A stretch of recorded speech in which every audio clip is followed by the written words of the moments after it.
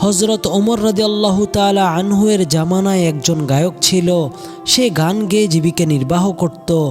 এক সময় সে বৃদ্ধ হয়ে গেলে তার গলার সুরও নষ্ট হয়ে যায়, যার কারণে সে খুবই অভাবে পড়ে যায়। একদিন ক্ষুধার্ত অবস্থায় জান্নাতুল বাকিতে বসে সে বলল, হে আল্লাহ, এক সময় আমার গলায় অনেক সুর ছিল, মানুষ আমার গান শুনতো, সেখান থেকেই আমার রুটি রুজির ব্যবস্থা হতো। আজকে আমার গলায় সুরও নেই, রুটিও নেই। এই বুড়া বয়সে আমি কি করব, কোথায় যাব? হে আল্লাহ, তুমি আমার জন্য খাবারের ব্যবস্থা করো।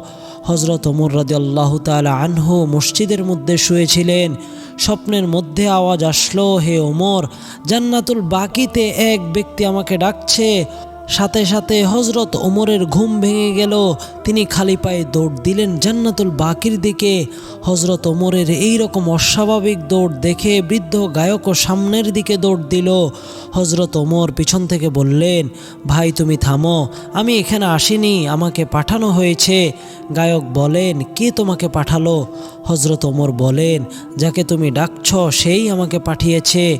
সে বুড়া লোকটি চোখের পানি ছেড়ে দিয়ে হাত তুলে বলতে লাগলো, হে আল্লাহ, আমি সারাটা জীবন তোমার নাফরমানি করেছি, আমি তো গান বাজনা করে জীবন কাটিয়েছি, তবুও তুমি আমার দোয়া শুনে আমাকে সাহায্য পাঠালে। হযরত ওমর বলেন, আল্লাহর দরজা কখনোই তার বান্দাদের জন্য বন্ধ হয় না। তুমি অন্তর থেকে তার কাছে ক্ষমা চাইলে তিনি অবশ্যই তোমাকেও ক্ষমা করবেন। সুবহানাল্লাহ।